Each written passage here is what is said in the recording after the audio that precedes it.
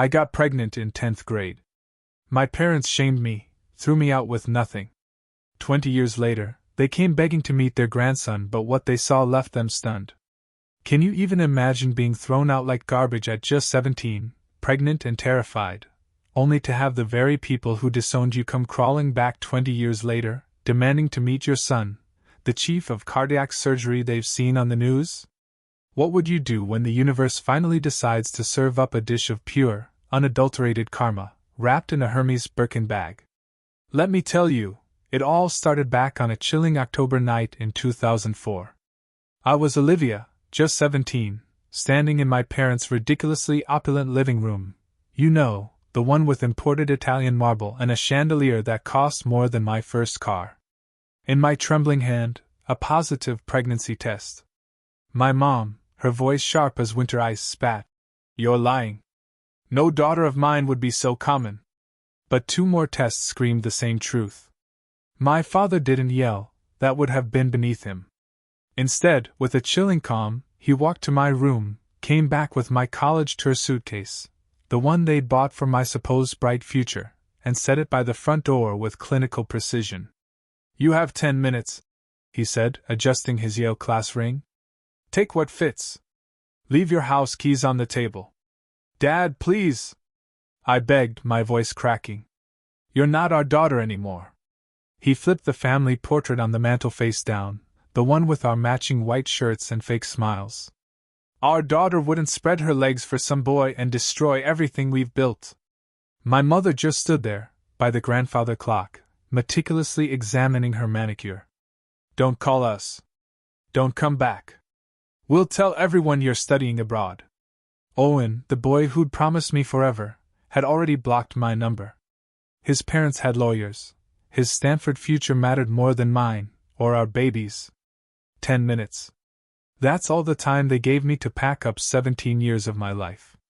I grabbed clothes, my grandmother's necklace they'd overlooked, and the $227 from my jewelry box. The lock clicked behind me, final, irreversible. It felt like a judge's gavel sealing my fate. I spent that night in Riverside Park, huddled under the gazebo where Owen first kissed me. 3 nights later, freezing in alone, I felt a gentle shake on my shoulder. It wasn't a cop or a creep. It was Elena Rossi, a woman in her 70s, elegant in a cashmere coat, her eyes filled with genuine concern. She'd been walking her ancient poodle at dawn, a routine she'd kept since her husband died. She saw me, curled on that cold bench, my suitcase for a pillow, and something in her just broke. Or maybe something healed. "I'm fine," I lied through chattering teeth. "No, you're not," she said, her gaze steady, then dropping to my barely there bump. Even at 2 months, she just knew. When I started crying, really crying, not the silent tears I'd rationed for 3 days, she sat right there on that cold bench and held me like I mattered. "Come," she said. "Pierre and I need company for breakfast." Her car smelled of lavender and leather. The heated seats were heaven.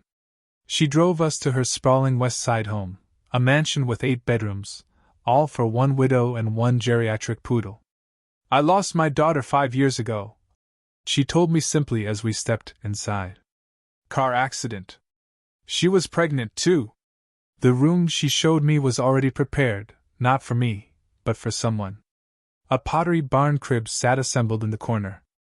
Maternity clothes, tags still on, hung in the closet. "This is yours now," she said. "No questions, no conditions. Everyone deserves a second chance." "Why?" I whispered. She touched a photo on the dresser, a young woman with Elena's eyes and smile. "Because Sophia would have wanted me to." That night, I slept in a bed for the first time in 72 hours, Pierre, the poodle, curled at my feet like a tiny, furry guardian. Elena didn't just give me shelter, she gave me a future. While my parents told their country club friends I was studying abroad in Switzerland, I was learning to breathe again in a nursery decorated with stars. Sigurd arrived during a February blizzard, screaming and perfect. Elena held my hand through 18 hours of labor, whispering strength when I had none left. She cut the cord when I asked her to. She was the first to hold him after me. "He's brilliant," she declared, though he was only minutes old. I can see it in his eyes. And she wasn't wrong. Sigurd walked at 9 months, read at 3, and tested into gifted programs before kindergarten. While I took night classes for my GED, then online community college courses, he absorbed knowledge like other kids absorbed cartoons. Elena owned 3 restaurants, and she started me as a hostess, then taught me inventory, scheduling, profit margins. You're not just working here, she'd say. You're learning to run an empire. When Sigurd was 7, he performed surgery on his teddy bear with actual sutures, mimicking YouTube videos. At 10, he was reading my anatomy textbooks. At 16, Harvard Medical School accepted him early admission. That same year, Lance Mitchell walked into Rossi's. He was updating Elena's will. She'd insisted on new provisions every year since taking us in. Tall, steady, with kind eyes and terrible jokes, he made me laugh for the first time in years. Your son's remarkable, he said over coffee that turned into dinner. His grandmother deserves the credit. He wasn't talking about Elena. He smiled.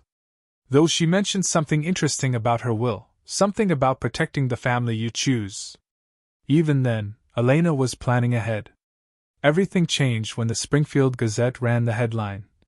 20-year-old surgeon becomes youngest department chief in state history. Sigurd's photo covered half the front page.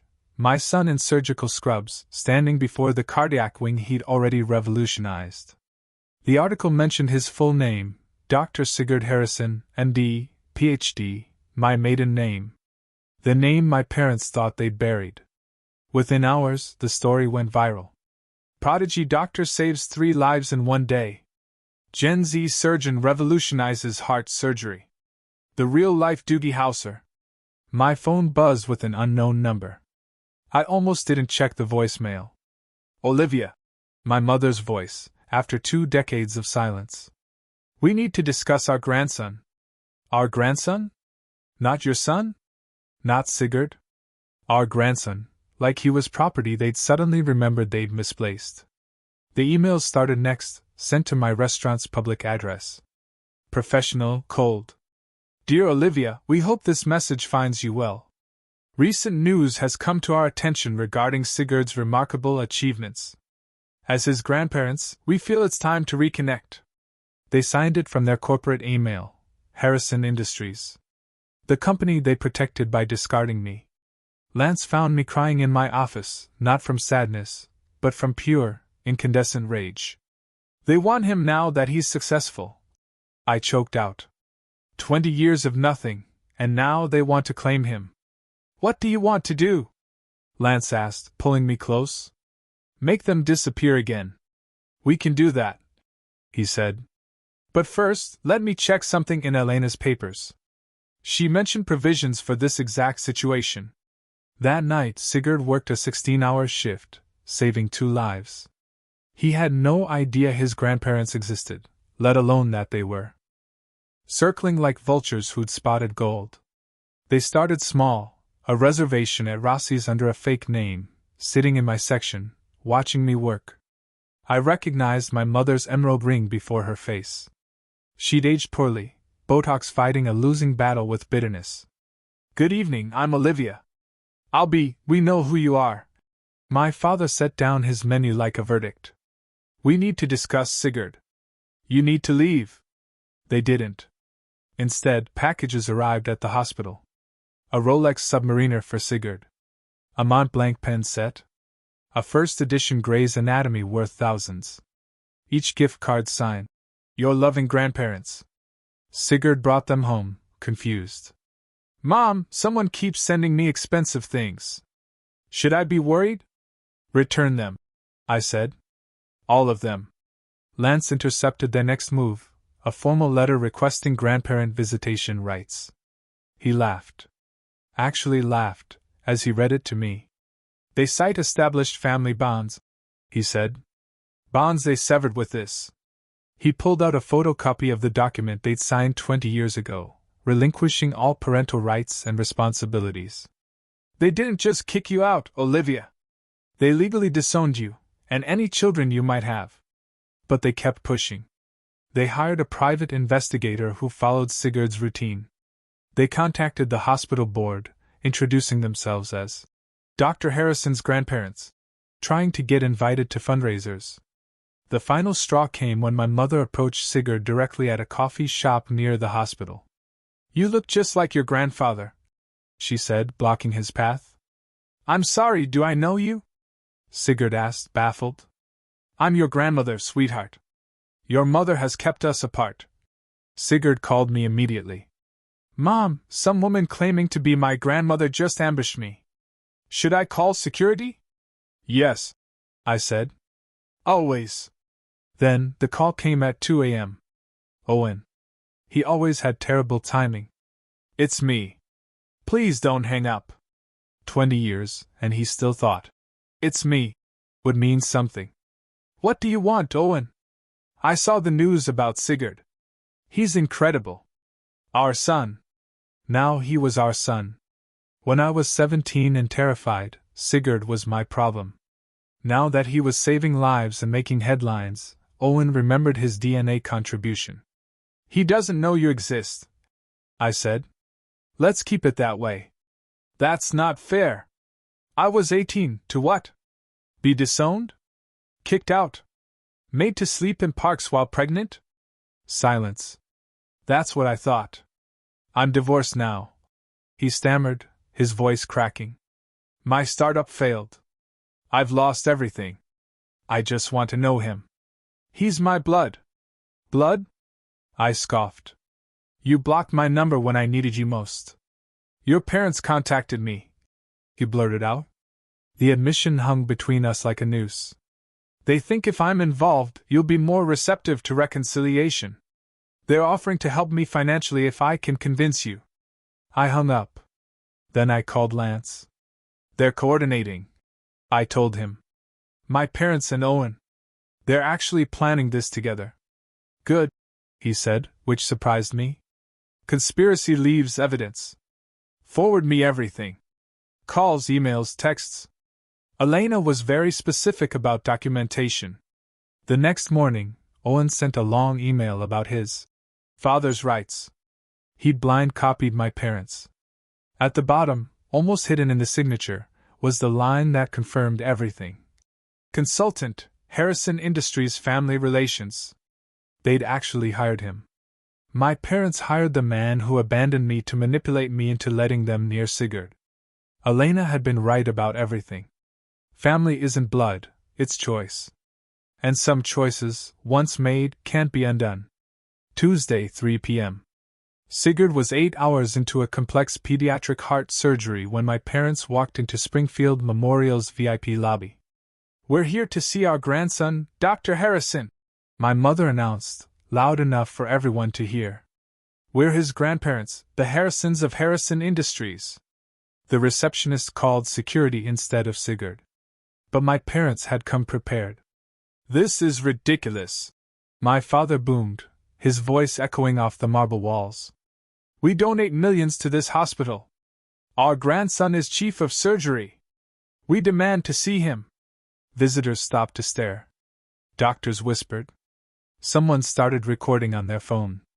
My mother, ever the performer, pulled out a monogrammed handkerchief. 20 years we've been kept from him," she wailed. "We just want to meet our only grandchild." Security arrived, and so did Lance and I. "Ma'am, sir, Dr. Harrison is in surgery."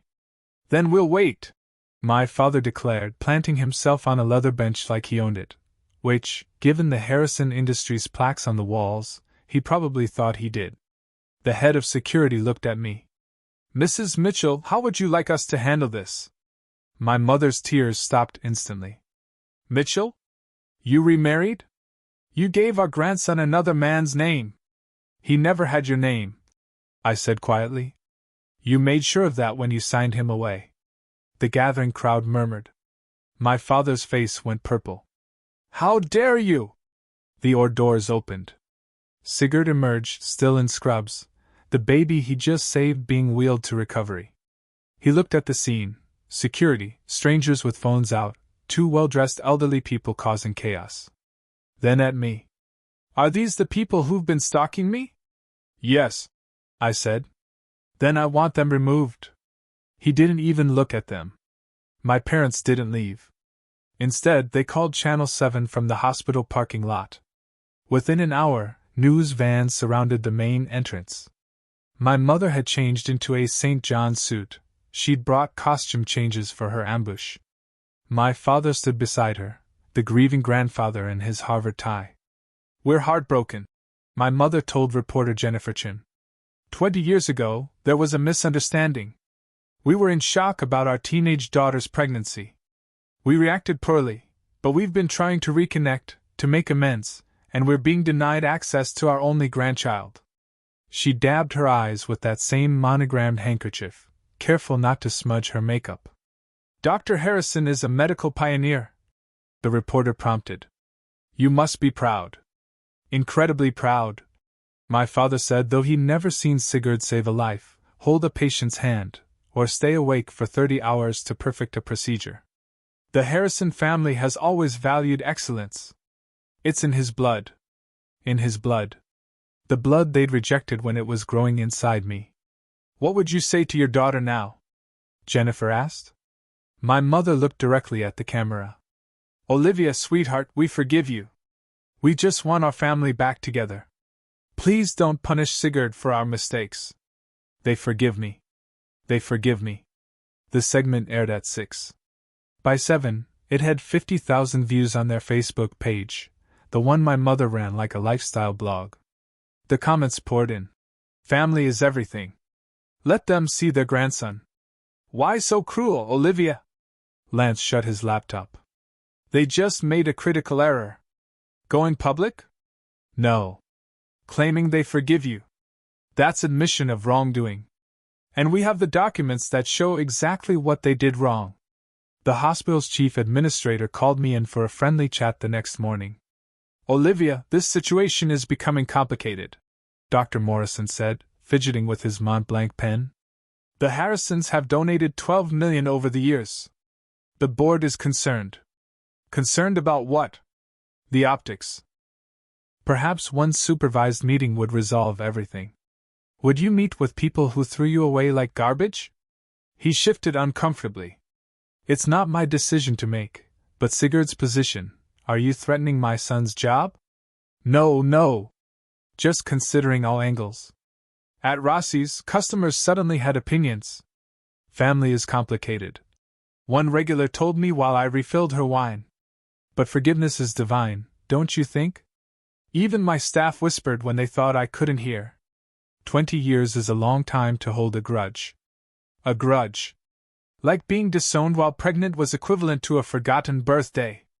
Sigurd came home exhausted, dark circles under his eyes. "Mom, I had 3 surgeries delayed today because reporters kept trying to get into the OR wing. I'm sorry, baby.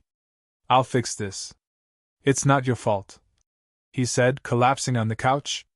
"But maybe if we just met with them once?" "No, I could tell them to leave us alone in person." "Sigurd. They signed papers stating you don't exist to them legally." He was quiet for a moment. "Can I see these papers?" Lance had been waiting for this. He pulled out the folder he'd been carrying for days, ready for when Sigurd would ask. "This is what they signed," Lance said. "The day they kicked your mother out." Sigurd read slowly, his surgeon's hand steady despite the words that should have shaken anyone. October 15, 2004. Sigurd read aloud. "We, Robert and Margaret Harrison, hereby relinquish all parental rights and responsibilities to Olivia Harrison and any children born or unborn." His voice stayed clinical, like he was reading a patient chart. But his knuckles were white. "They signed this while you were pregnant with me." "Yes." "And this line, we acknowledge no financial, emotional, or legal obligations." "They wrote that?" "Their lawyer did. They signed it." He set the paper down carefully, the way he handled scalpel. "Tell me everything, Mom. From the beginning." So I did. The 10 minutes, the suitcase, the park bench, Owen vanishing. Everything I'd protected him from for 20 years spilled out in my kitchen while Lance held my hand. "Owen Blake is my biological father." "Yes." "The tech entrepreneur who just declared bankruptcy." I stared at him. You knew? I'm not stupid, Mom. I can use Google. He pulled out his phone, showing Owen's LinkedIn. Owen Blake, Stanford graduate, dated Olivia Harrison in high school. He's been viewing my profile weekly for 6 months. My brilliant, brilliant boy! Why didn't you say anything? Because you didn't. I figured when you were ready you'd tell me. He looked at the papers again. So, Grandma Elena was your real grandmother? The only one who wanted you. She left me something, didn't she? In her will. That's why Lance keeps checking documents. Lance nodded. She left you everything.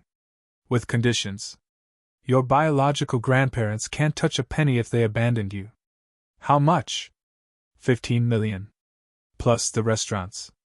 Sigurd laughed. Actually laughed. They're fighting this hard for money they already lost. They don't know they've lost it yet, Lance said. But they're about to. They chose Bernardino's, the most pretentious restaurant in Springfield.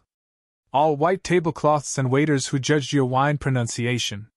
Thank you for coming, my mother said, as if she'd won something by getting me here.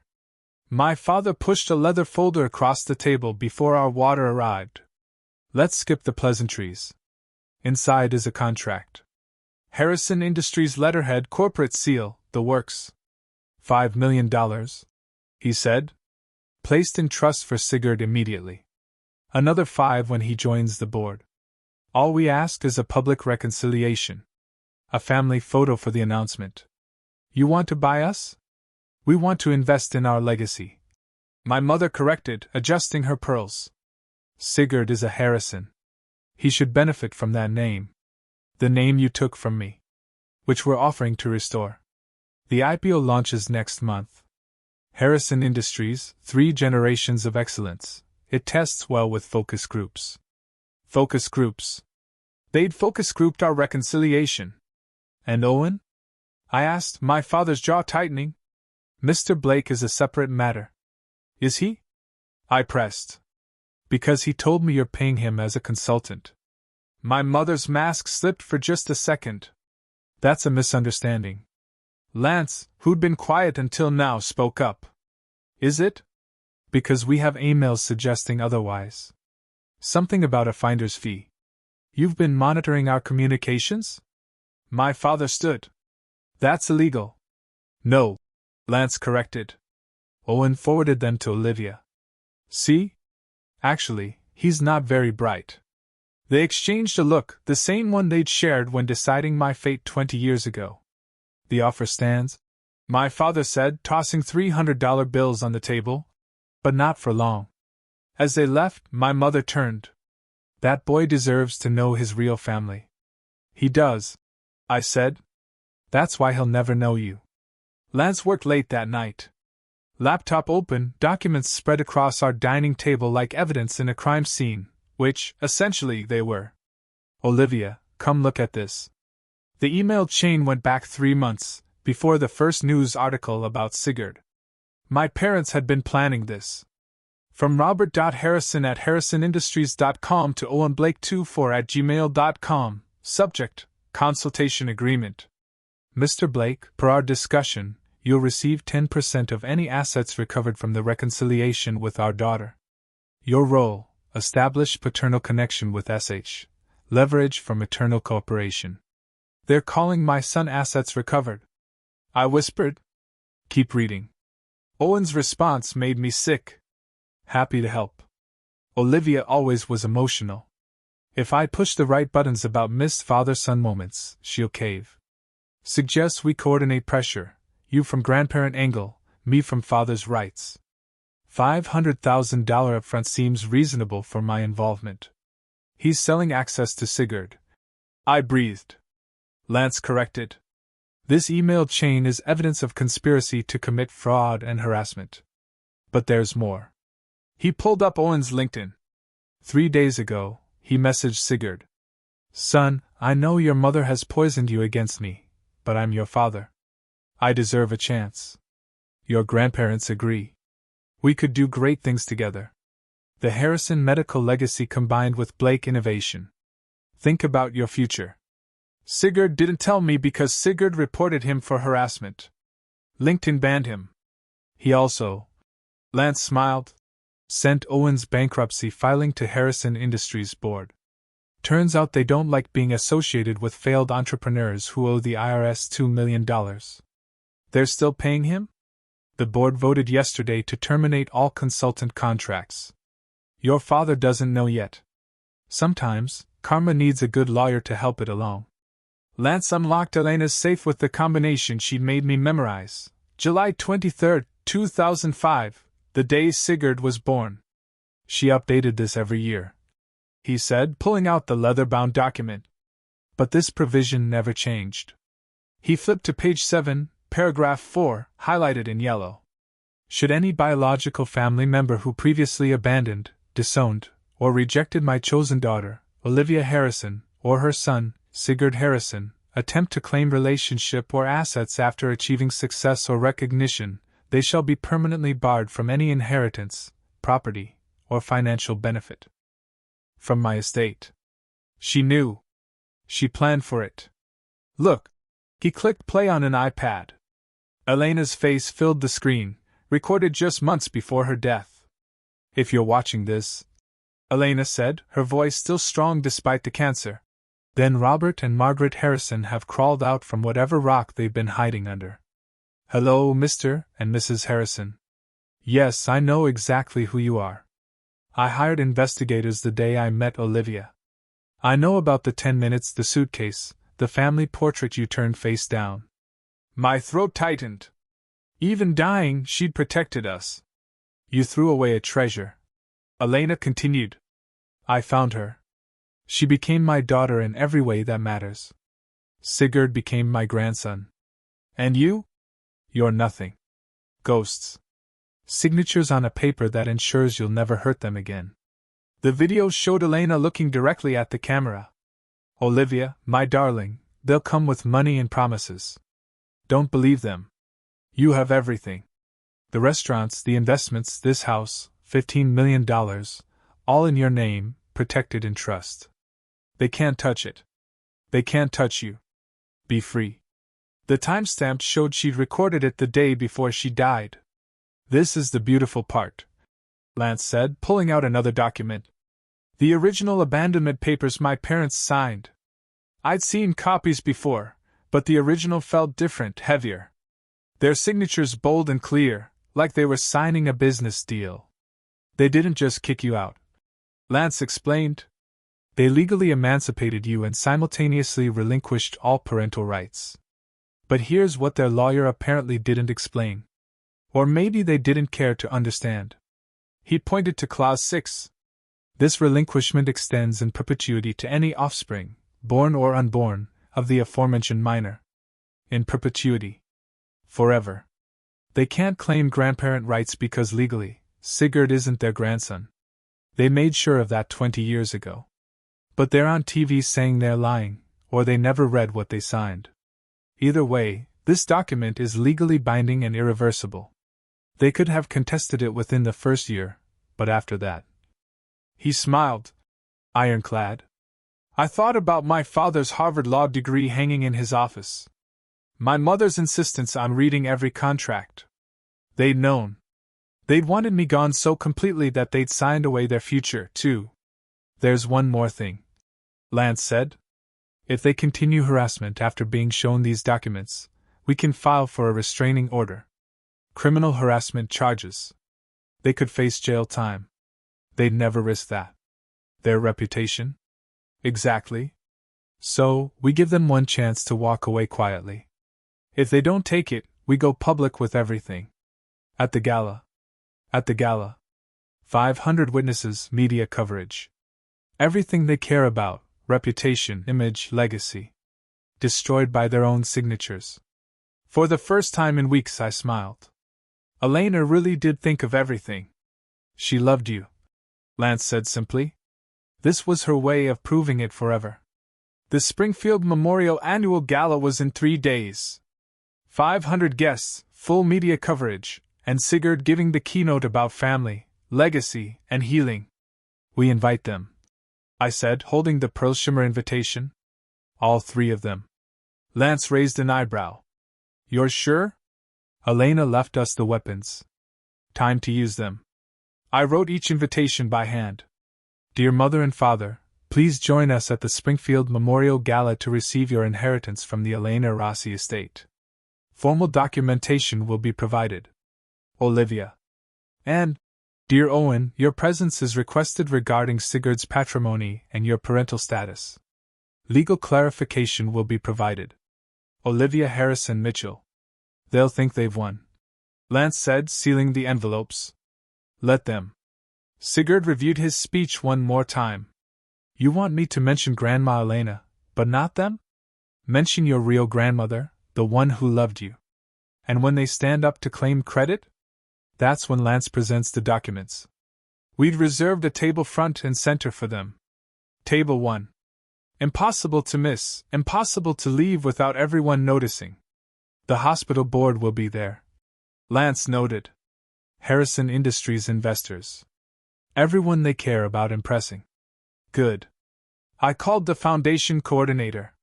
Yes, we're announcing the Elena Rossi Foundation for Teen Mothers. 5 million initial funding. 10 medical school scholarships. Everything was in place. 20 years of pain transformed into purpose. What if they don't come? Sigurd asked. They'll come. Their egos won't let them miss it. Lance pulled up the RSVPs an hour later. All three had responded yes within minutes of receiving the invitations. They think they've won, he said. Perfect. The best defeats come when victory seems certain. The Springfield Memorial Ballroom glittered with old money and new hope.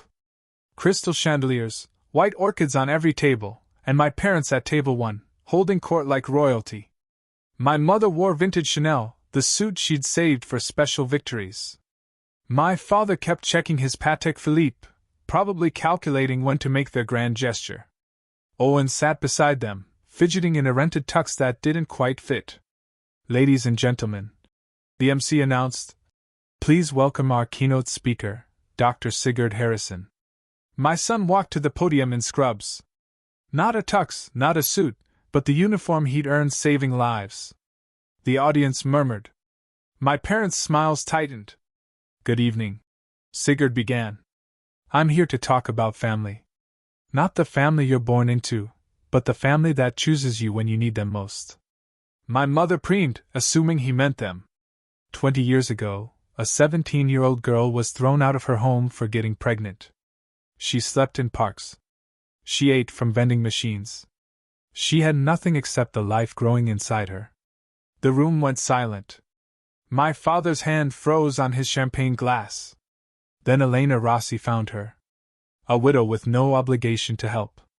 No reason to care, except that she understood what family really meant. Elena became my grandmother. She gave my mother shelter, dignity, purpose. She gave me life. On the LED screen behind him, Elena's photo appeared, 20 feet tall, smiling, radiant. Everything I am. Sigurd continued. I owe to 2 women, my mother, Olivia Harrison Mitchell, who sacrificed everything for me, and my grandmother, Elena Rossi, who proved that love isn't about blood, it's about showing up.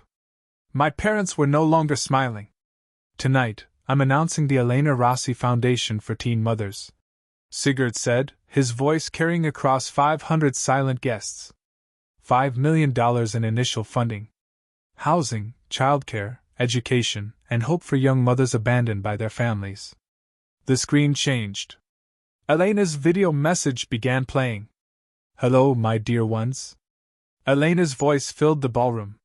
If you're watching this, then my grandson Sigurd is doing exactly what I knew he would, changing lives, healing hearts, being the man I always knew he'd become.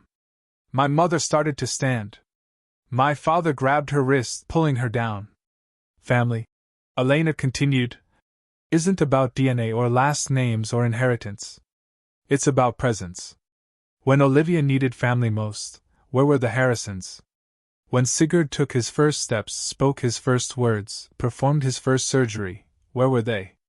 The camera panned across the crowd. Every eye was on table 1. I leave everything to my real family, Elena said. To Olivia, my daughter by choice. To Sigurd, my grandson by love. And to those who abandoned them. She looked directly into the camera. I leave you the truth about what you threw away. Sigurd returned to the podium.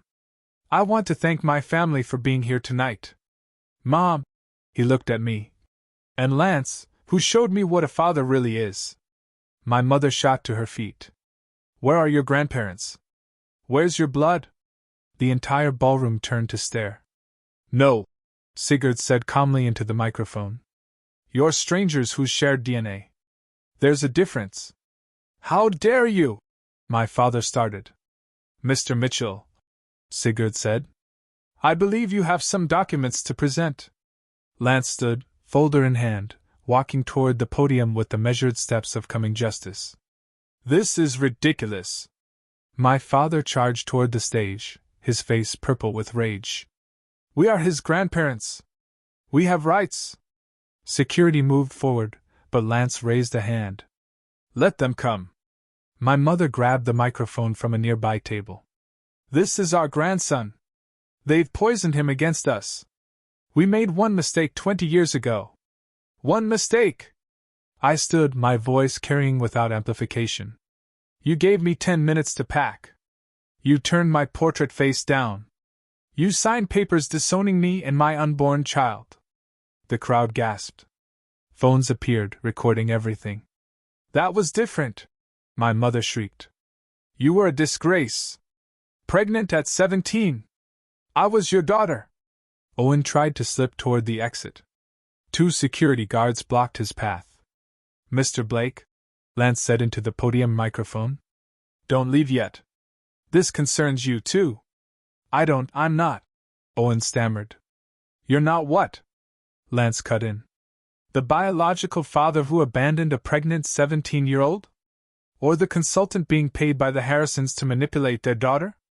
My father lunged for the podium. You can't prove, actually. Lance smiled, clicking a remote.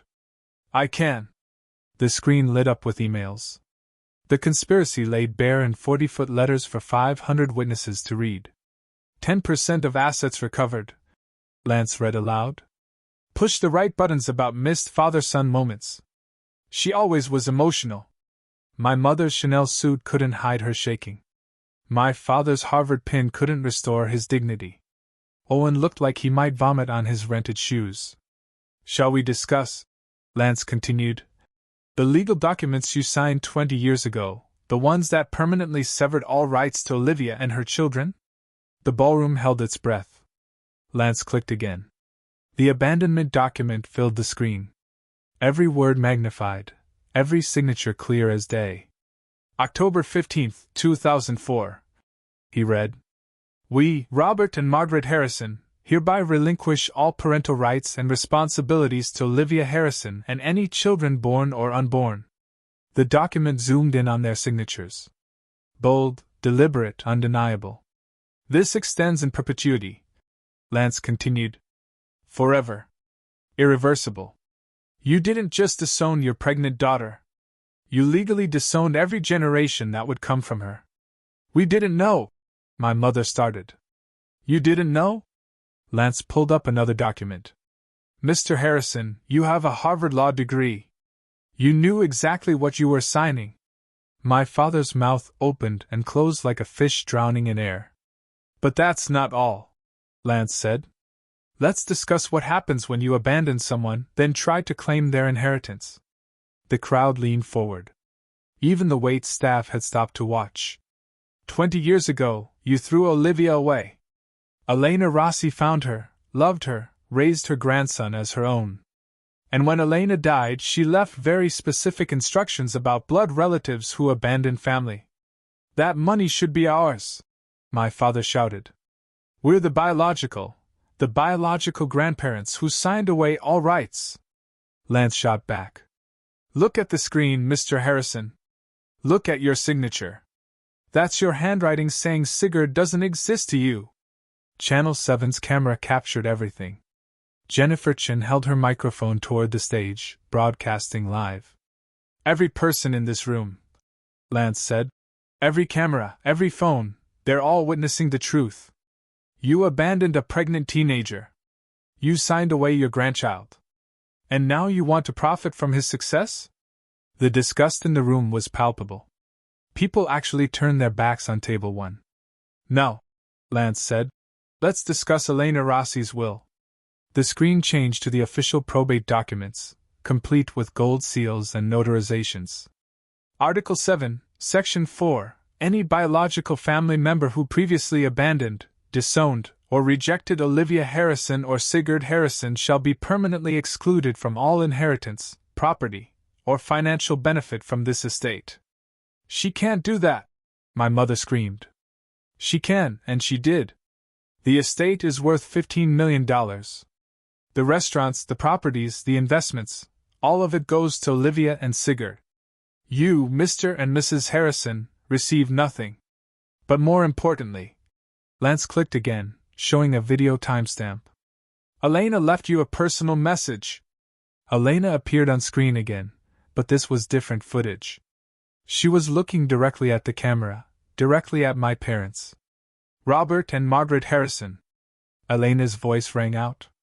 I know you're watching this, probably in a room full of people you're trying to impress. Good. Let them all hear this. You are the worst kind of cowards. You threw away a treasure because you feared judgment. I found that treasure. I polished it. I helped it shine. My mother collapsed into her chair. You had 10 minutes to pack your daughter's life. So I'm giving you the same. 10 minutes to leave this gala, leave this city, and leave Olivia and Sigurd alone forever. Starting now. Lance looked at his watch. That's 8:04 and 47 seconds p.m. At 8:05, if you're still here, I've filed the restraining orders, the criminal harassment charges. Everything. The ballroom was silent, except for the ticking of the massive clock on the wall. 9 minutes, Lance announced. My parents looked at each other, then at the exits, then at the hundreds of phones recording their humiliation. Mr. Blake. Lance turned to Owen, who was trying to shrink into his rented tux. Let's discuss your consulting agreement. The emails returned to the screen. Lance read each one slowly, letting the words sink in. Olivia always was emotional. Push the right buttons. $500,000 upfront seems reasonable for my involvement. That's taken out of context, Owen stammered. Is it? Let's see the context. Lance clicked through the entire chain. You approached the Harrisons. You offered to manipulate the mother of your child for money. You called your son an asset to be recovered. Sigurd stepped back to the microphone. Mr. Blake, I want you to know something. I've known who you were since I was 15. I looked you up. I found your Stanford graduation photos, your wedding announcement, the birth announcements for your other children, the ones you didn't abandon. Owen's face went white. I watched you build your life while my mother built hers alone. I saw your startup announcements, your Forbes mentions, your perfect family Christmas cards. And I felt nothing. You know why? Because Lance Mitchell taught me to play catch. Lance came to every surgery observation. Lance is my father in every way that matters. You're a sperm donor who's now bankrupt and desperate enough to sell access to the son you never wanted. The IRS already knows about your bankruptcy fraud, by the way. We forwarded them your emails about hiding assets. Someone in the crowd laughed. Then another. Soon, Owen was surrounded by the sound of derision from people who'd once respected the Blake name. 8 minutes remaining. Lance announced. Mr. and Mrs. Harrison. Mr. Blake. I suggest you leave now.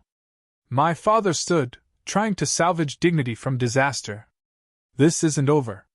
We'll sue. We'll. The ballroom doors opened. A process server walked in, followed by 2 police officers. Robert Harrison, Margaret Harrison, Owen Blake. The server held up official documents. You're being served with emergency restraining orders. He handed them each a packet while 500 people watched. These are temporary orders, effective immediately. You are prohibited from coming within 500 feet of Olivia Mitchell, Sigurd Harrison, or Lance Mitchell. No contact through any medium. No calls, texts, emails, or third-party messages. The hearing for permanent orders is in 2 weeks. You planned this. My mother hissed at me. No, I said, standing. You planned this 20 years ago when you signed those papers. I'm just finishing what you started. The officer stepped forward. Folks, you need to leave the premises now, or you're violating the order. This is assault.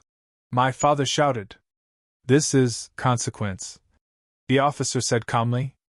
Something I understand you're not familiar with. You have 5 minutes before we arrest you for violation. My mother grabbed her Hermes bag like a life preserver. You'll regret this, Olivia. The only thing I regret, I said loud enough for everyone to hear, is spending 17 years thinking I needed your love.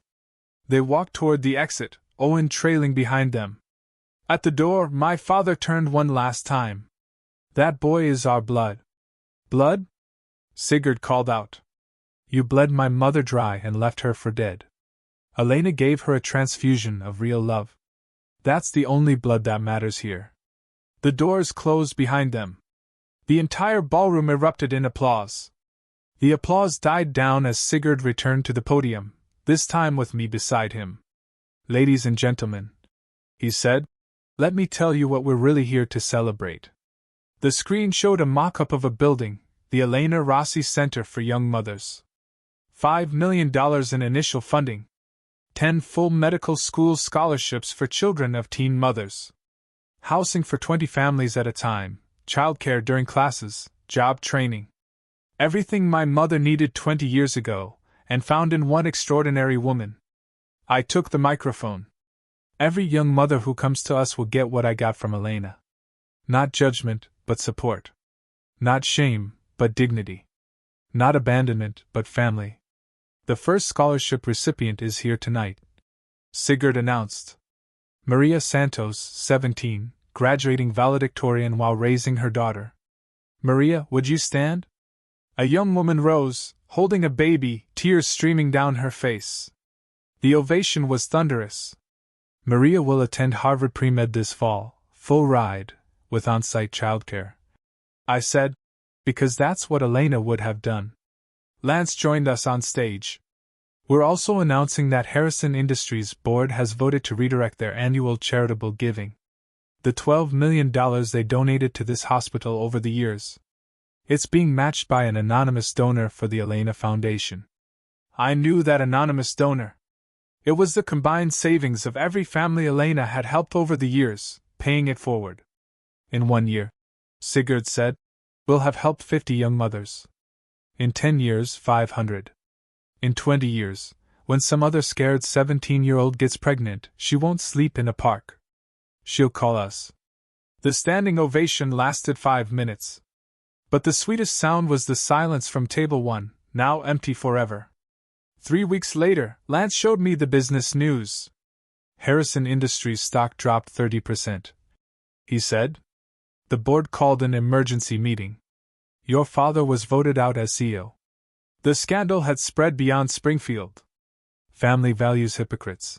Ran in the Wall Street Journal. The 10-minute parents. Trended on social media for days. Someone leaked the security footage of them being escorted out. It had 12 million views. They're selling the house. Lance continued, pulling up the real estate listing. The Westfield mansion, listed far below market value. They need the cash for legal fees.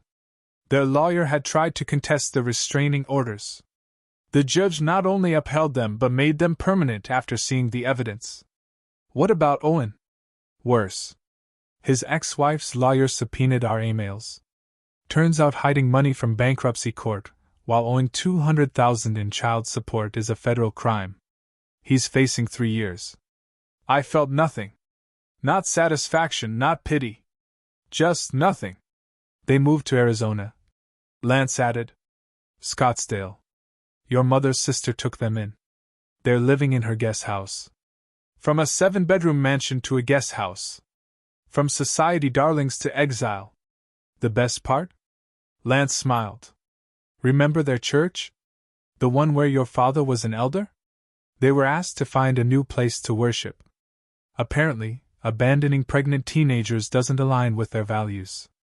Every institution they'd valued more than me had rejected them. Are you okay? Lance asked.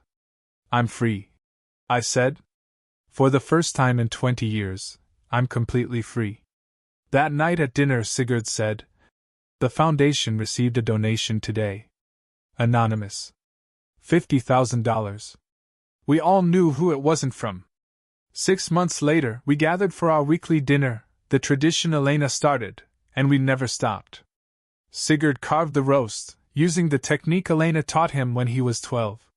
So, I saved 3 lives this week, he said casually, like he was discussing the weather. Show off, Lance teased, pouring wine from Elena's collection. The youngest was 4 months old. Sigurd continued. Her mother was 17. She reminded me of someone. He looked at me with those eyes that still saw wonder in the world despite everything. I told her about the foundation. She cried. Mom said she'd been sleeping in her car for a week. Not anymore, I said. She moves into the center tomorrow. This was our family. No DNA tests required, no blood certificates needed. Just presence, consistency, and choice. Elena's portrait hung where the TV used to be. We'd rather look at her than any screen. Fresh orchids sat beneath it, replaced weekly, her favorite. I'm getting married next month, I announced. Lance nearly dropped his wine. You're supposed to let me propose first. Elena always said I should speak up for what I want. I pulled out the ring I'd bought him. So, Lance Mitchell, will you make this official? Sigurd laughed. Really laughed, the way he did as a child. Mom, you just proposed at dinner over pot roast. Elena would approve, Lance said, sliding the ring on. Yes. Absolutely. Yes. We toasted with Elena's Waterford crystal, the one she saved for celebrations. In the candlelight, I could almost see her smiling. This was family. Not perfect, not traditional, but real, chosen, permanent. And somewhere in Arizona, in a guest house, 2 strangers I once called parents were learning what I'd known for 20 years. Some choices can't be undone, but better choices, those can be made every single day. Call to action. This whole experience changed my life, and the lives of so many others. It made me realize that family isn't always about who you're born to, but who shows up when it truly matters. I'd love to know what you think. Have you ever had to choose your own family, or stand up to people who should have loved you unconditionally? Tell me your stories in the comments below. I'm genuinely curious to hear your perspectives.